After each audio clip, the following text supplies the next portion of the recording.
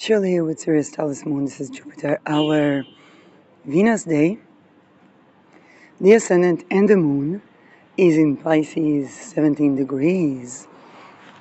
Moon was crossing Rahu tonight. I think we all felt the 22 Jupiter in the air. Midheaven is 22 Sagittarius, ruled by that 22 Jupiter that is about to ingress to the 21st degree. I think we have 2 more days before we're done with the 9 days of 22. January 6th is going to be important, but I want to talk about a financial dilemma with you. And when they teach oil industries, they teach the Dutch disease versus the Norway case. And the principle goes like this. So shout out to Leonard Sciences, explaining the Dutch disease, a financial historian and the coin financials, talking about Norway. And let me see if there's not another channel I'm missing. So these channels are doing an amazing job. Chill financial historian. Now, the both of them deal with one level of reference, and that's what do you do with the newfound treasure. So both Netherlands and Norway discovered some gas in the backyard. Another famous country that discovered gas in the backyard and wondered whether to whether to make it a state profit, a private company profit. For example, Norway Energy, in the case of Israel, is of course Israel, and we all see what happens in Israel. So when we talk about the curse of resources, Israel is really showing up the third case, and this is why they try to reassemble Standard Oil, only to be dissolved. Okay, Standard Oil was broken into 34 companies, 1911, May 15. That was the antitrust.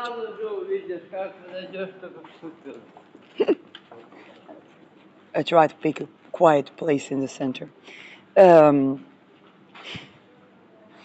this is the third case, which is, well, some other oil companies decide to conquer the place and blame the local government in genocide. While doing it, I don't know about the oil and gas during the Nazi regime, but that would explain a lot. They talked usury back then. Now, Netherlands found the gas, spent the money, killed all of its industries, because if you have, let's say, a factory to make cheese, okay, you can't pay dividends like a factory to drill oil.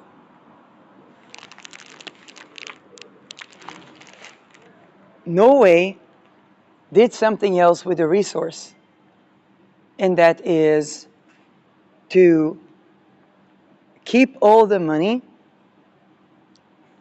not use it, and spend only the interest. By the way, that's without oil. When there was the pre-subprime crisis, there was the raising of the interest back in the 1990s. That's how I saw most of Europe, because it was cheaper to travel Europe from the interest of savings, which was not megalithic savings, than to rent a flat in Israel, let alone to buy a house, because that would necessitate income, being able to pay property tax, and not necessarily being able to sell, which is what people don't know about the real estate sector. Okay? When the real estate sector, when they say the prices of the real estate never go down, that's not even true to the big sharks, because the prices definitely go down for people to sell. Both Netherlands and Israel and the world are dealing with that. Now, back to the oil. Definitely Norway spent the money smarter, didn't kill the economy, used the interest rather than liquidated the resource itself, which is the dividends of oil themselves, but only the interest on the reinvested dividends. So they invested, let's say, in Microsoft, in other traded companies, which is, again, it's not a stupid move, but it does expose it does expose the country to a lot of sensitivity to the dumb fuck things that are done in the world. For example, IKEA. Well, let's take Nike's. Okay, Nike's had a huge crisis because when they abolished slavery, it was one of the companies that was picked to hang in the air. And every now and then, okay, that those human rights are lucrative business. This is what, if you're having human rights agenda or you're fighting for human rights are lucrative business. That's what people don't understand. I'm not talking about whistleblowers. Yeah, they market whistleblowers that make a lot of money. I'm not saying it doesn't exist, but I am saying that that your human rights is somebody else's bankruptcy. And if these are two competitors, then, you know, make your litigations, make your class lawsuits, but don't make them class lawsuits, make them separate lawsuits. It's something I got from lawyers. And then, let the money roll in. Is it going to be nasty? Of course it's going to be nasty. Is it going to be nastier not doing it? Of course. Now, when we talk about the oil and we talk about the example of Norway versus in the example of Netherlands, we forget one giant thing, and it's called salmons. Now, as a big, huge fan of Norwegian salmon, I recently heard that there's a huge lack of salmons. And I'm like, that can't be. The people that live up north, whereas the Sami people, they know how much to hunt. They know. So where would that bubble be growing? Why wouldn't salmon be growing abundant in the Arctic?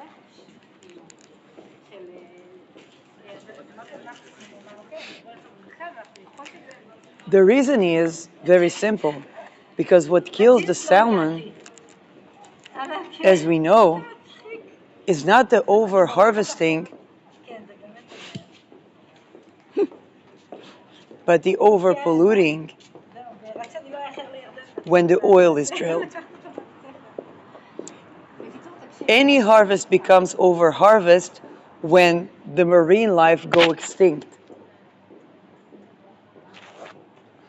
By the way, fishermen in Israel are dealing with the same problems.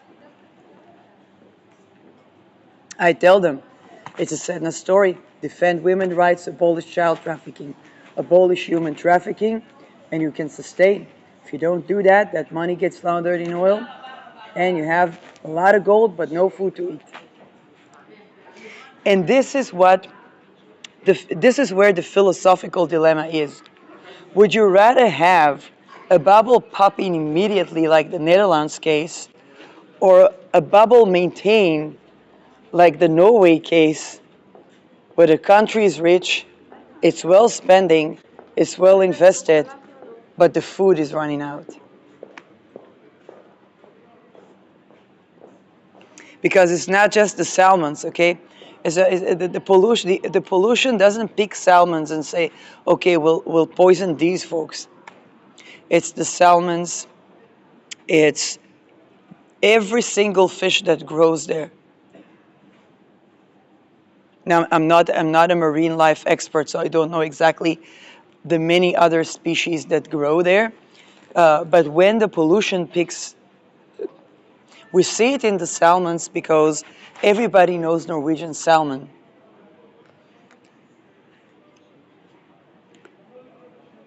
And that's a very intricate type of bubble pop.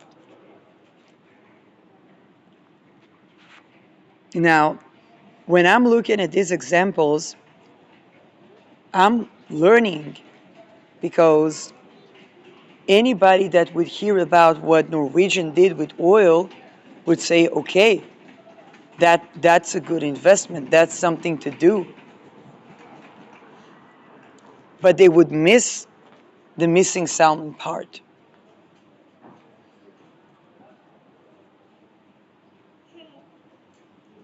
Marine life is what sustains the people. And it's not just marine life, it's the algae. It's everything growing around. It's those things that they sell in, that they pack and sometimes even patent and sell as superfood. That's our nutrients and minerals. Now, what could Norway have done? And this is one thing. Let's say you find oil or gas. There are competing companies, and this is why they want to reassemble Standard Oil, so they wouldn't be able to do that. There are competing companies. If you say, I'm not going to do anything about this oil, I'm going to keep it as a natural reserve, that will raise the oil prices. Now, oil's a bubble, nobody needs oil, but it ain't like those other 34 oil companies that just dissected out of Standard Oil. It ain't like they don't know it. You're not fooling everybody, okay? And this is, if they try to pay up on a bubble, you're just saying, okay, then let's keep that bubble bubbling, because if I keep this as a natural reserve, you can pay me dividends for not drilling the oil. Now, to be very honest, we can do it better after Norwegian because of one person, and this is Farouk al-Qassam. I know it sounds like something that you would that you would go to conquer Afghani land over, but no, this is an immigrant that is considered, according to the Chill Financial, one of the probably the most profitable immigrant in history, because that person was a geologist that was needed at a time when Norway needed to bring the 90-10 to 50-50 with basically the method of deriving the oil from the soil. It's not me, it's Chill Financial. Okay? He talks about Farouk al-Qassam. But this is something that, because Norway done, now anybody that would find oil has a strategic advantage, because Norway and Farouk al-Qassam showed us that they can harvest the oil outside of the Rockefeller infrastructure in its 34 dividends. And once they show they can do that, they basically set up the platform for the next country to find oil, to say, hey, we can do a Norwegian, but we can do another thing. We can keep it as a natural reserve, which means we're not entering as a competing company. You pay us dividends. All we ask is the 3% that we would make if we were Norway. That sustains your entire economy, that keeps the oil prices at a level. We're not a competing company. You don't have to worry about us in the game, and all you have to do is pay us the 3 to 5%. We can get the same advantage of Norway without polluting the planet further.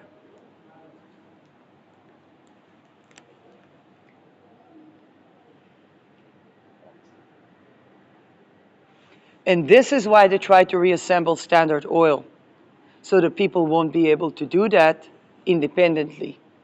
But assembling Standard Oil as a global conglomerate means what? Breaking the antitrust laws.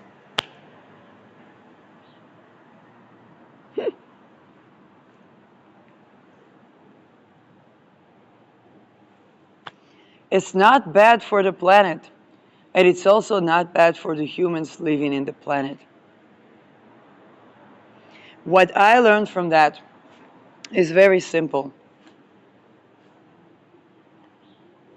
It's not just the resource that makes the income. It's not just what I do with the income. It's the entire picture.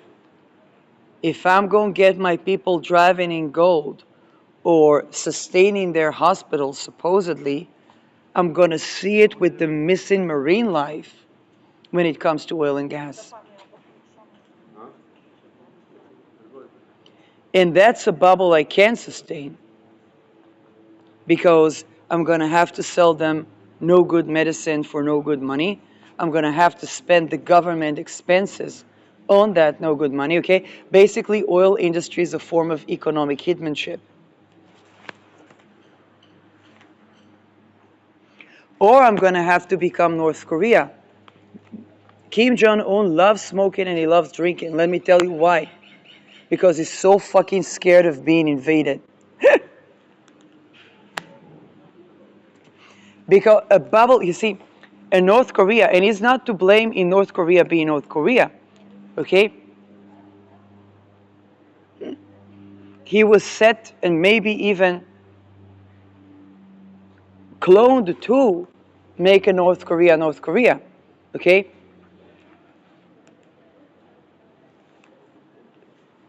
But it's true. I'm not high-fiving Kim Jong-un. and, and so the thing is that to sustain a North Korea, one stands in an imminent bubble pop because every time, and I said human rights are lucrative business, because what if there's oil in North Korea? It's not a problem. They violate human rights. You get a Security Council, dividends to the P5, salamat.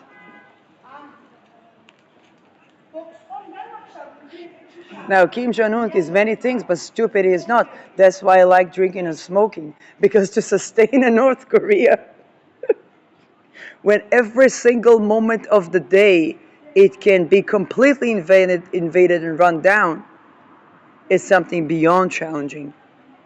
And while the only thing that sustained him as supreme leader of North Korea, okay, other than being really charismatic in MASH, yes, the North Korean MASH, is basically nothing because it's only built by a cult. And when people don't have food, don't have, there's only so much that people can build on not knowing and not being exposed to. Particularly now when they want to be a part of the BRICS and send troops to Ukraine, people are going to see Europe. People are going to see something different. And they had to open to oligarchs. So they had to have offerings that oligarchs love. And even with the best of women or whatnot, first of all, that's a look, if they decide to raid North Korea like they raided Epstein, just because of extortion cults competing each other on the money laundered to the oil and gas.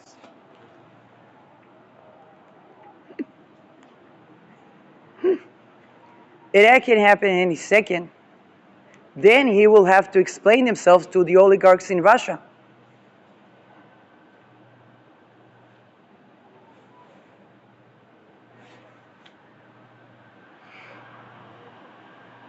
There's a reason why you see people,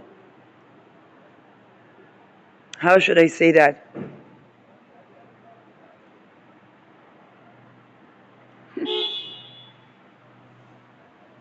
People not chasing whether it's the currency or the accumulation of resources. You see, I can sit here in the park with a fairly fair cell phone. I could wear a ring that looks like an engagement ring or a marriage ring. I could wear a small silver ring.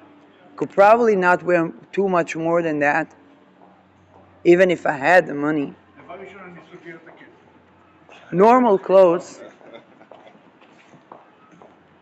The Birkenstock is because I need it for my feet.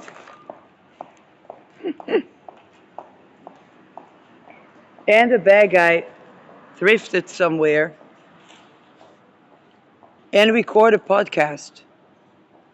That's not something I would be able to do if I had, how should I say that? And here it is, it's the age of air. So that's not something I would be able to do if I were to come back to a jet, okay, to a jet plane in my backyard. And that would be convenient. I love traveling, okay?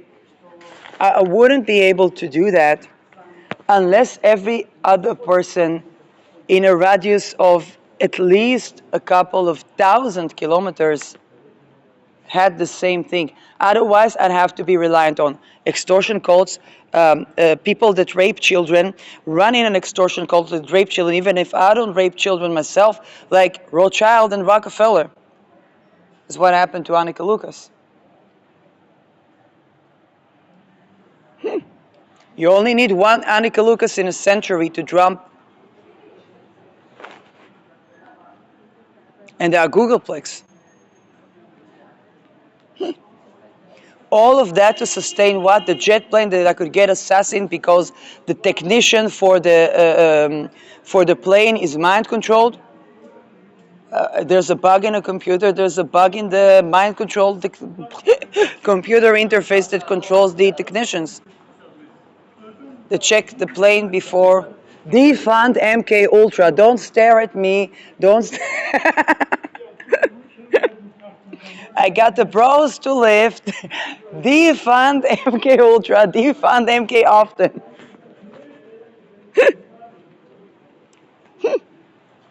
Don't spend your 5% on the mind control of the technician that's supposed to check the plane before flight.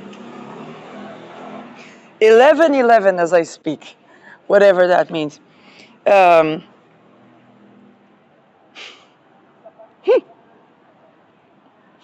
That's why when you see certain people sitting in the park and you're not sure if they're homeless, if it's a cup of coffee next to them, or should you donate? And then you try to listen to what they record, and it's about oil and finance and this and that. That's why we sit pretty like that, because I understand the implications of every move.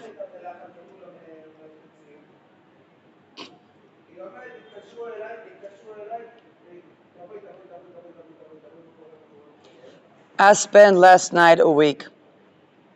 Why? Because I had to make a lot of noise. Why? Because they tried to kidnap a working lady. Now, everybody knows the very fact that people are trafficked is already a big deal. If they kidnap the working ladies, they'll kidnap the children. They already try to burn the houses.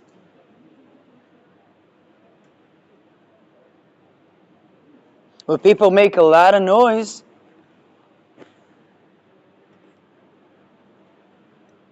now, when they try to kidnap a working lady, you can't call the cops because a lot of the cops are traffickers. Not all of them. There are great people in the police.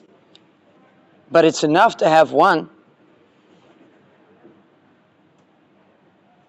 And the crime organizations, they can't work with the police because the trafficking is the same extortion calls, and they traffic the children when they grow old, and basically they money launder it on the oil and gas and try to extort people, which is an economic hitmanship in the citizens. And then they invest a lot of resources a lot of resources, both under the guise of religion and other many other guises, to try to pivot the public opinion so that they will either see this working lady as a whore or as somebody that doesn't want to accept help. It has something to do with homeless people. Now, what happens when they kidnap the working lady? They go to the children, they go to the people's cars, they go to the people's businesses, try to take over the real estate. Now it's families living there. Nobody's paying, nobody's paying me to stay awake for entire night, make a lot of noise to keep the neighborhood safe. Like I could charge protection. I don't, because such a move has implications.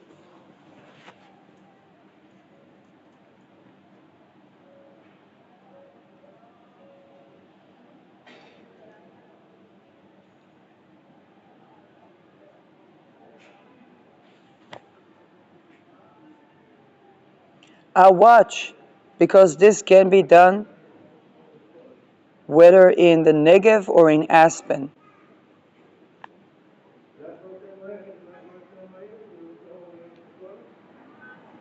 And people set their real estate decisions for house purchases on the basis of those things.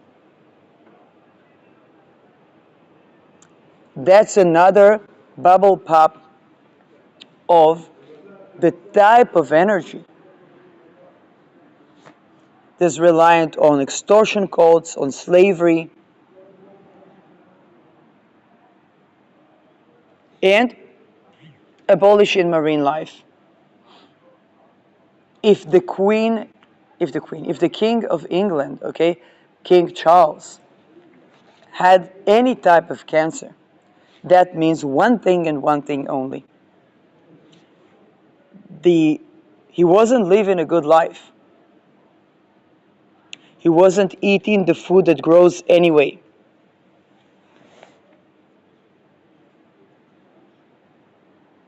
He wasn't receiving the emotional care and boundaries that sustain a person that's not becoming addicted to. And that goes directly to the wealth of the British Empire. He is not to blame that 3-4 generations before him, there was an opiates crisis.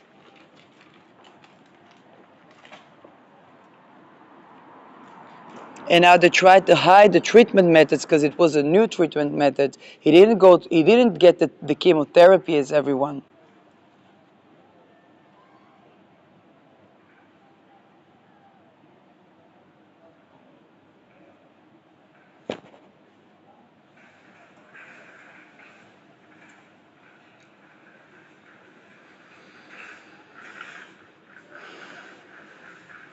And why? Because it was opiates that later money laundered on harvesting oil, which made BPD, the psychiatric disease known as British Petroleum Disease.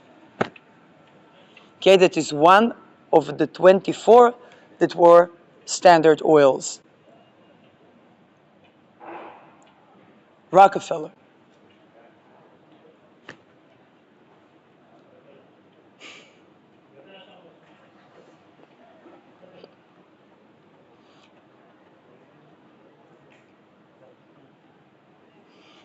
Now Israel had faced the third stage, which is trying to use noble energy, an Israeli company, and then it got invaded. It got invaded while people say that Israel controls the world.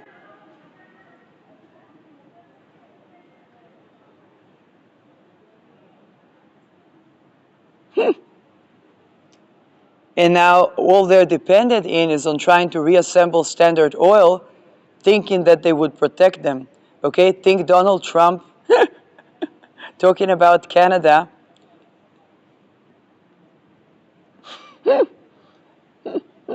to Mark Rutte, head of NATO, while he is head of NATO. Literally saying, yeah, the Canadians thinking we will protect them, and thinking that he can just assemble Greenland, which is legally a part of Denmark, for security reasons.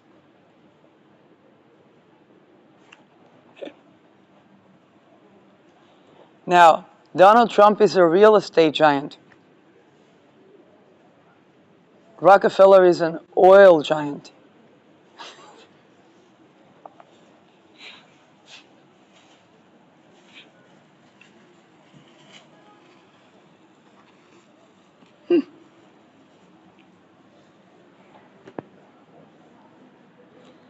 How is that all made possible? Watch Annika Lucas and Sven Cole in Annika Lucas' podcast on YouTube.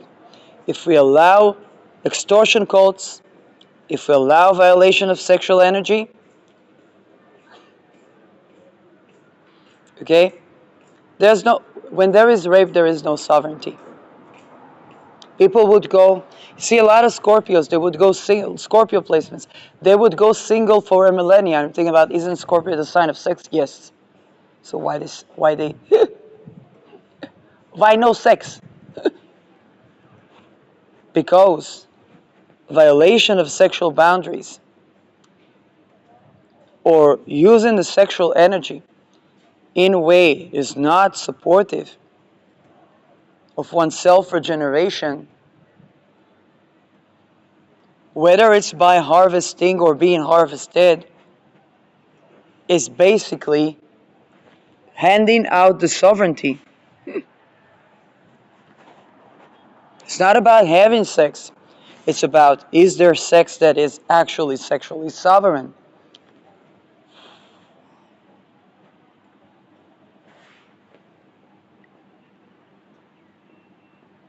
People talk about people being loose or people being this or people being that. Less the trouble. People being loose, as long as they don't do incubus or succubus, they can expose themselves to the risks of having sex that they would have in a monogamous relationship where somebody could be cheating or not even. Okay? And at the same time, when they don't participate in the being harvested and harvesting, that's more important. If you go by the courtesan, it's like reading the news. Okay? Even you watch financial historians. Amazing. Does he talk about extortion cults? No. Can he? If you want to lose a lot of viewers, yes. Would he lose a lot of viewers? No. But he would lose the monetization. Is it a good thing or a bad thing? Well, if you can afford it, it's a very good thing. Why? Because he eliminates the things that goes through extortion cults. And he withdraws his life energy. You see, person can live on welfare. What they call nav in Norway. It's not the question if a person lives on welfare or not. The question is, are they living in their own life energy? If they're living in their own life energy, then the wealth that they get from the welfare is basically the retrieved wealth that is theirs. It's their life energy. They come with this wealth to the world. The reason they do ritual abuse in infants and in children is to try to harvest their life energy, their destinies, and so on and so forth.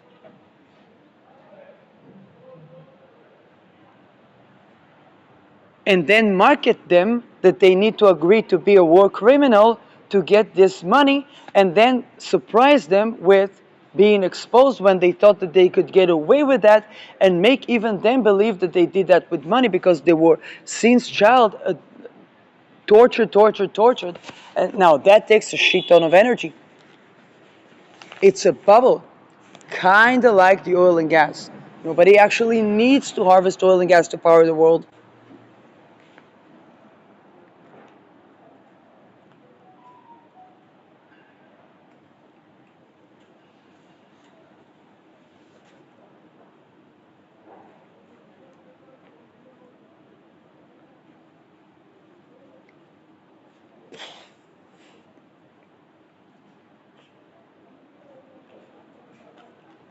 And a lot of people, that they don't go by having a bigger business or whatnot, is for one reason and one reason only. They said no to a lot of corruption.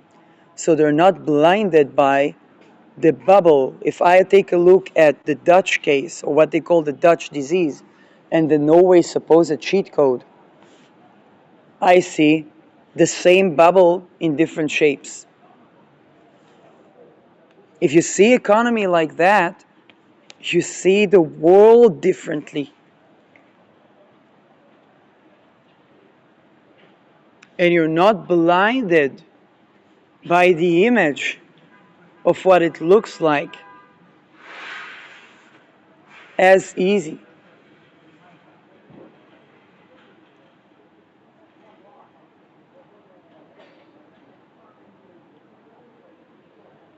That means you said a lot of no in your life to protect your energy. With that comes a certain type of wealth. It's not necessarily looking flashy.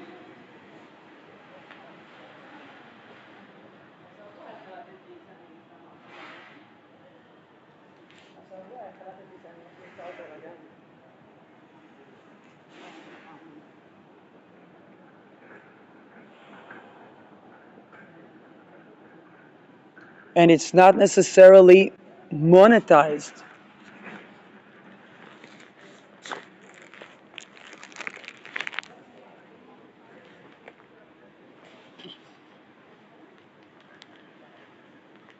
Our body is smart. A person gets sick on a job that is slavery, and healthy doing things that are actually life regenerating.